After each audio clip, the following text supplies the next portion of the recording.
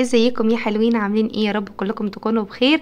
النهارده يا بنات الفيديو الثالث في سلسله العنايه الشخصيه. النهارده هنتكلم عن العنايه بالجسم، ازاي نهتم بجسمنا وازاي نرطبه. كنت عملت فيديو قبل كده ليه علاقه بالعنايه بالشعر، كل حاجه خاصه بالشعر، وعملت فيديو تاني لكل حاجه خاصه بالبشره وانواع البشره وازاي نهتم بيها. هبقى اسيب لكم روابط الفيديوهات دي في صندوق الوصف تحت، ابقوا ارجعوا لها يا بنات عشان هتستفيدوا جدا. طبعا يا بنات مش محتاجه ان انا انبه على ان احنا لو عندنا اي مشكله صحيه، يعني عندي حساسيه، عندي اكزيما، عندي التهابات في المناطق الحساسه، عندي هرش، عندي اي حاجه، لازم ان انا بروح لدكتور جلديه علشان يديني العلاج المناسب. يلا بقى بينا نبدأ على طول. وأول خطوة يا بنات في روتين العناية بالجسم هي خطوة إزالة الشعر.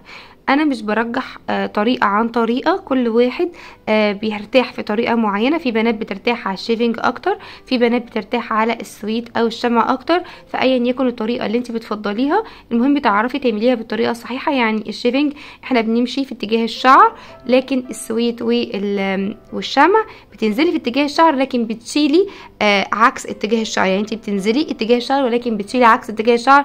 الخطوات دي مهمة جدا يا بنات عشان نتفادى بقى جلد الوزة ونتفادى المشاكل التانية اللي ممكن تظهر لنا. وضروري جدا نعمل سكراب بردك قبل ازالة الشعر يا بنات. لو هتعملي شيفنج عادي ممكن في نفس اليوم، لكن لو سويت او شمع طبعا بنعملها قبلها بيوم او بيومين، ونرطب بمرطب طبي بعد ما نخلص يا بنات. العناية بالجسم في الصيف يا بنات بتختلف عن العناية بالجسم في الشتاء. يعني في الصيف انت محتاجة تغسلي جسمك بشاور جل خفيف، تحتاجي مثلا انك تحطي لوشن خفيف. لكن في الشتاء يا بنات بنحتاج ان احنا نستحمى بشاور كريم او بصابونة جليسرين، حاجة مرطبة لان الجسم بيكون جاف جدا.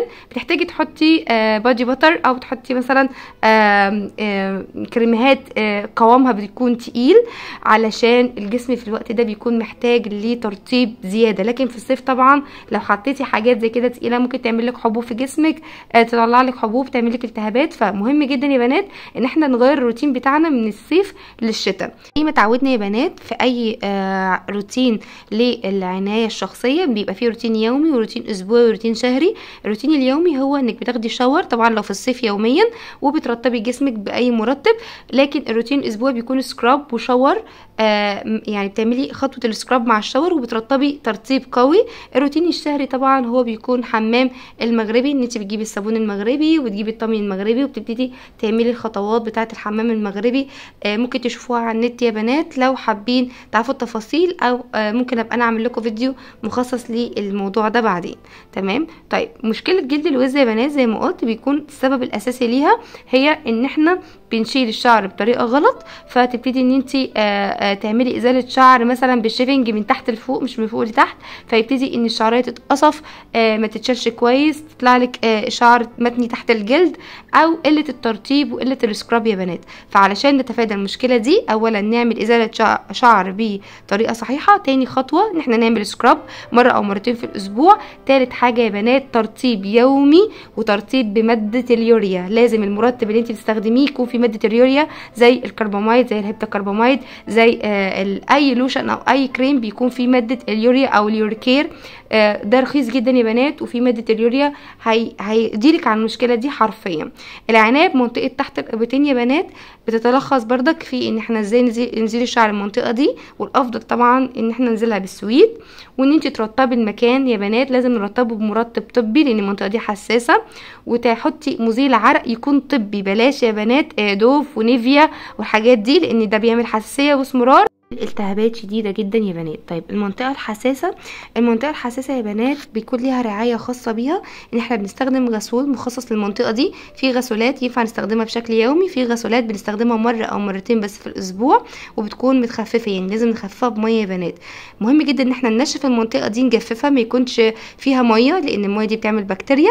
مهم ان احنا نكون زايلين الشعر من المنطقه دي. ومهم كمان يا بنات ان احنا نعمل سكراب مره او مرتين في الاسبوع للمكان ده، ونرطب يا بنات بمرطب يكون فيه مادة الزنك اوكسايد اللي موجودة في زنك اوليف او في اي كريم مرطب خاص بحفاضات الاطفال.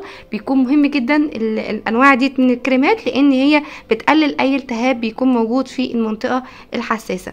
طيب العناية بالايدين وبالرجلين لازم بشكل يومي طبعا نرطبهم، ونرطبهم بمادة اليوريا يا بنات زي يوريكير، زي الهيبتاكرباميد، زي الكرباميد العادي، اي كريم مرطب فيه مادة اليوريا. مهم جدا لجلد الوزه، مهم جدا للايد وللرجلين وتشققات القدمين. فمهم جدا ان احنا نرطب كل يوم، ومره او مرتين في الاسبوع نعمل ان احنا ننقع رجلينا او ايدينا في ميه دافيه باملاح اللي هي الباديكير والحاجات دي، وان احنا ندعك رجلينا كويس الحجر يا بنات اثناء الشاور.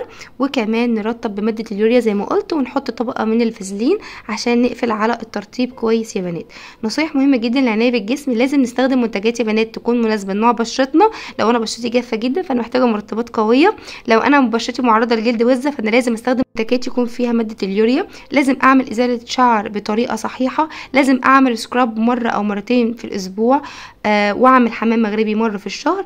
لازم استخدم مرطبات طبيه تحتوي على نسبه يوريا زي ما قلت يا بنات، خصوصا بعد السكراب او ازاله الشعر.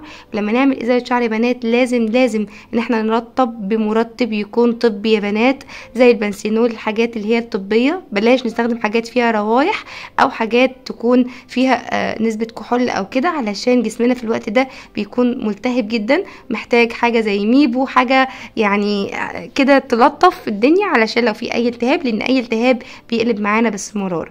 لو محتاجين اي فيديو يا بنات اتكلم فيه عن اسماء منتجات قولوا لي تحت في التعليقات، واحاول اعمل لكم ان شاء الله في اقرب وقت ممكن. وما تنسيش طبعا ادومها وان قل. ولو عجبك بقى الفيديو ما تنسيش تعملي لايك وتعملي كومنت حلو عشان بيشجعني. يلا باي.